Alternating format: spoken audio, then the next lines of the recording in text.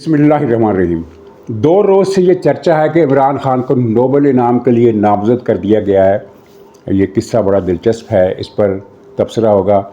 और इमरान खान को जेल में बैठकर एक बड़ी कामयाबी मिली और ये काफ़ी दिनों के बाद उसकी एक हमें फ़तह करार दिया जा सकता है। और इस पर PTI के लोग जश्न भी मना रहे हैं, और ठीक है, जश्न मनाना चाहिए।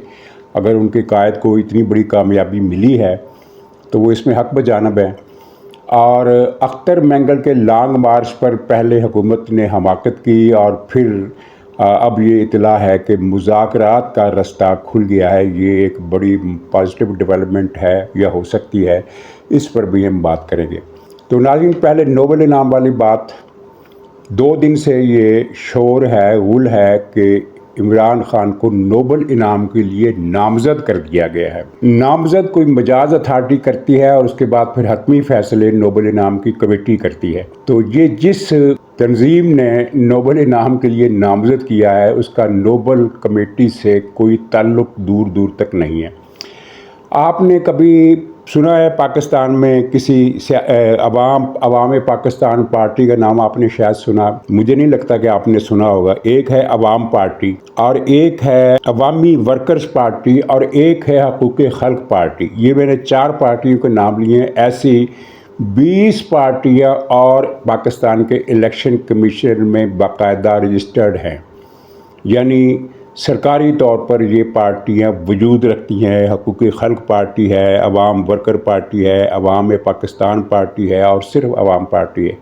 और मुझे यकीन है कि आपने इनमें से किसी पार्टी का कभी नाम तक नहीं सुना होगा, लेकिन ये सियासी पार्टियां हैं, इलेक्शन कमीशन में रजिस्टर्ड हैं। इन्होंने इनमें से बाज़ ने उम्मीदवार भी खड़े किए और उनको इलेक्शन कमीशन ने निशानात भी दिए। कितने वोट हासिल किए वो उसको छोड़े।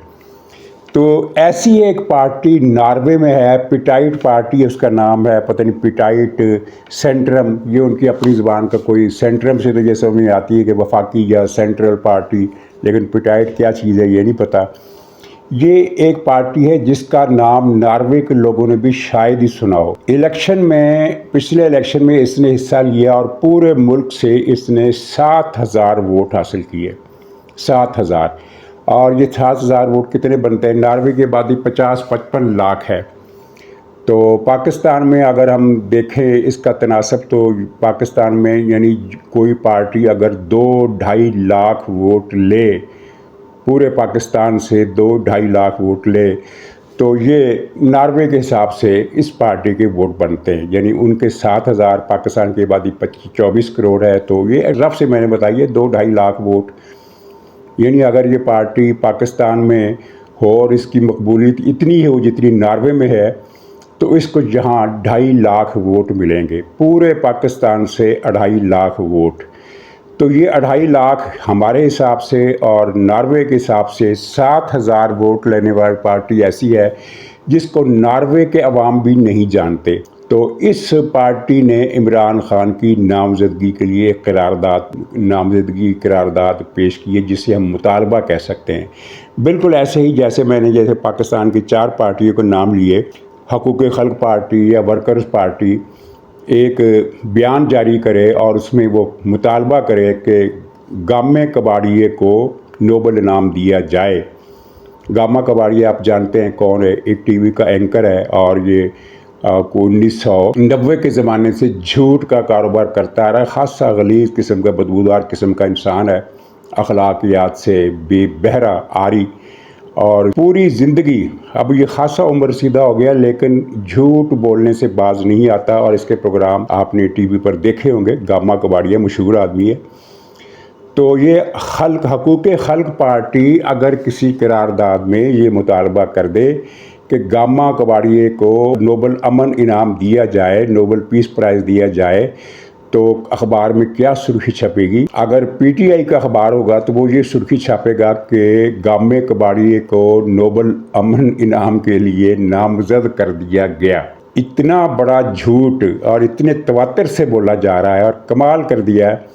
यानी ये इनको भी पता है हकीकत का इनको पता है, लेकिन इन्होंने झूठ बोलना है और अपने ज़ुम्बी व्यूअरशिप को खुश करना है। और मज़े की बात यह है कि ये ज़ुम्बी یہ جو زومبیز ہے، زومبیز کی آرمی جو ہے پورے پاکستان میں اور یورپ میں اور امریکہ میں اوورسیز میں پھیلی ہوئی ہے، تو اس کے لاکھوں ویورز جو ہیں وہ اس قسم کی باتوں پر فوراً اعتبار کرتے ہیں اور اس کے مطابق پھر جشن بھی مناتے ہیں، اور پتہ نہیں کہاں کہاں اس خوشی میں کیک بھی کاٹے گئے ہوں گے۔ کوئی نامزدگی سرے سے ہوئی نہیں۔ نامزدگی کا مطلب ہی یہ ہے کہ نوبل انعام کمیٹی والوں کو جو بھی فنکشن ہے، ان کو پروسیجر ہے، ان کی ایک سٹرکچر ہے، اس کے اندر یہ نامزدگیاں جمع ہوتی ہیں، اور پھر نامزدگیوں کی جمع ہونے کے بعد پھر ایک کمیٹی ان کی سارٹنگ کرتی ہے، پھر اس پر جو بھی پروسیس ہوتا ہوگا اس کے بعد ان کو شارٹ لسٹ کرتی ہے، اور پھر ان میں سے کچھ نامزدگیاں منظور ہوتی ہیں۔ یہ تو ایک تھرڈ پارٹی ہے جس کا نوبل کمیٹی سے کوئی تعلق ہی نہیں ہے، بالکل جس طرح پاکستان کی آواز خلق پارٹی یا خادم خلق پارٹی یا ورکر پارٹی وہی گامے کباڑیے کو نام اپنے نوبل انعام دینے کا مطالبہ کر دے، تو ہم اس بات پر ایک موٹی سی سرخی اخبار میں لگی ہوئی دیکھیں، چھپی ہوئی دیکھیں کہ گامے کباڑیے کو نوبل انعام کے لیے نامزد کر دیا گیا، تو یہ صحافت کے ساتھ بھی مذاق ہوگا اور قارئین کے ساتھ بھی مذاق ہوگا اور خود گامے کباڑیے کے ساتھ بھی مذاق ہوگا۔ تو جیل میں بیٹھے ہوئے گامے کباڑیے کو نوبل انعام دینے کے لیے کسی سطح پر نامزد نہیں کیا گیا۔ ایک سیاسی پارٹی جس کو ناروے کے عوام بھی نہیں جانتے، اس نے یہ مطالبہ کیا ہے، اور یہ مطالبہ ورلڈ میڈیا میں تو خیر اس نے کیا آنا تھا، لیکن پاکستان کے میڈیا میں پی ٹی آئی کے توسط سے یہ خبر آئی ہے۔ اور کہانی اس کی بڑی مختصر ہے۔ جو پی ٹی آئی نے لابینگ پر اربوں روپے خرچ کیے ہیں پچھلے دنوں میں امریکہ میں اور یورپ میں، اسی خرچے کے تحت اس پارٹی کو اپروچ کیا گیا۔ ایک گمنام ظاہر کسی بڑی پارٹی کو اپروچ کرتے تو وہ انکار کر دیتی، کسی بھی اہم پارٹی کو وہ اپروچ کرتے تو انکار کر دیتی۔ یہ چھوٹی سی پارٹی جس کا وجود ہی نہ ہونے کے برابر ہے، تو اس کے ساتھ لوگوں نے رابطہ کیا اور ان کو جتنی رقم پر معاملہ طے ہو گیا، اور اس کے بعد انہوں نے یہ خبر چلا دی، اور خبر ناروے میں تو نہیں چھپی لیکن پاکستان کے میڈیا پر 2 روز سے کافی ہول مچا ہوا ہے۔ تو اس سے یعنی پھر اس بات کی تصدیق ہوتی ہے کہ پی ٹی آئی کے جھوٹوں کی فوج جھوٹ بولتے ہوئے ذرا بھی نہیں شرماتی، اور اپنے ہی گھڑے ہوئے جھوٹ کو ایک سچی خبر بنا کر۔ اس کی ایک اور مثال آپ نے کل دیکھی کہ ایک صاحب جن کی قاضی فائز عیسیٰ سے تھوڑی تھوڑی مشابہت تھی، وہ کہیں کسی تقریب میں دیکھے گئے تو وہ فوٹو پی ٹی آئی نے چلا دیا کہ قاضی فائز عیسیٰ نے عوام کے غم و غصے سے بچنے کے لیے اپنا حلیہ تبدیل کرا دیا، پلاسٹک سرجری بھی کرا لی، اور سر کے بال بھی چھوٹے کرا دیے، داڑھی بھی چھوٹی کرا دی، اور چہرے کی شکل بھی فیچر بھی بدل گئے۔ یعنی وہ آدمی پتہ نہیں کون ہے، شاید کل پرسوں تک اس کا پتہ چل جائے کون آدمی ہے۔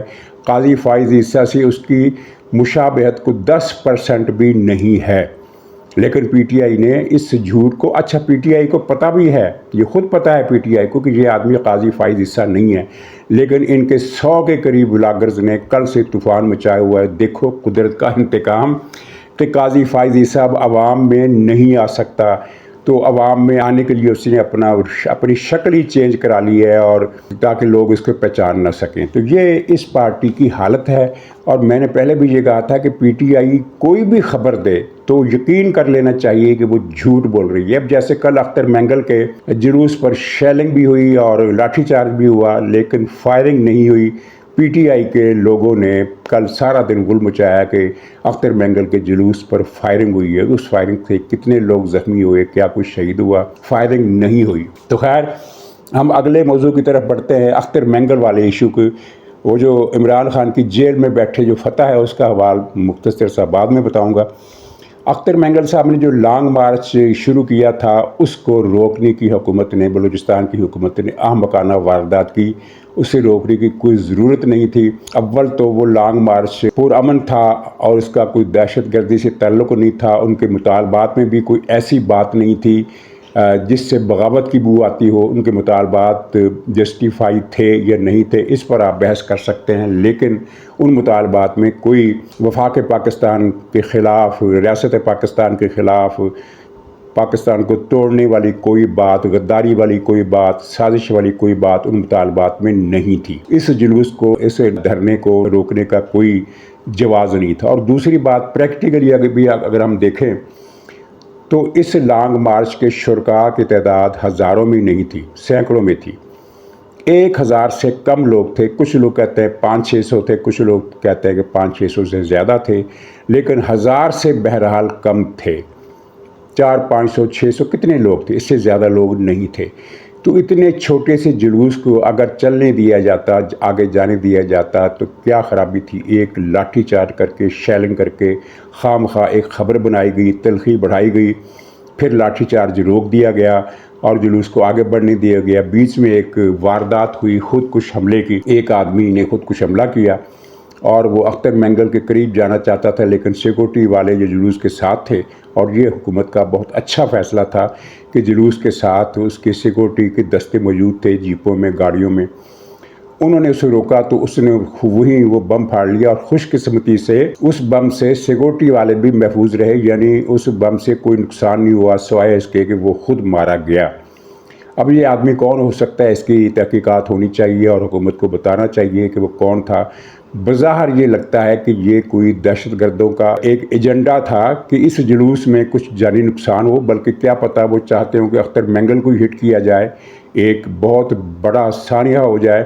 اور ظاہر ہے اگر اختر مینگل خدا نہ خواستہ اس حملے کا نشانہ بن جاتے تو یہ ایک بہت بڑی انٹرنیشنل خبر بنتی اور بلوچستان کا مسئلہ جو تھا وہ اور بگڑ جاتا۔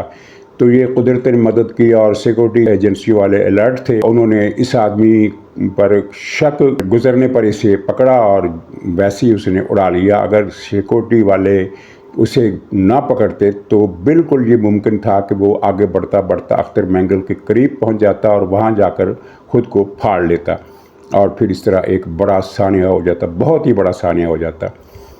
تو اس واقعے کے بعد پھر بلوچستان کی حکومت نے اختر مینگل سے رابطے کیے، ان کے نمائندوں نے ملاقات کی اور جلوس کی سیکورٹی انتظامات کے حوالے سے کچھ بات چیت ہوئی، اور یہ حکومت کی طرف سے اعلان آیا، ترجمان ان کے ہیں شاہد رند صاحب، کہ رابطے برقرار ہیں، ملاقات آئندہ بھی ہوگی۔ تو میرے پاس جو خبر ہے وہ یہ ہے کہ ان رابطوں میں، ملاقاتوں میں کچھ سیاسی مذاکرات والی بات تو نہیں ہوئی، یعنی یہ صرف جلوس اور امن امان اور سہولتوں کے حوالے سے رابطہ تھا، اور اسی حوالے سے بات چیت ہوئی۔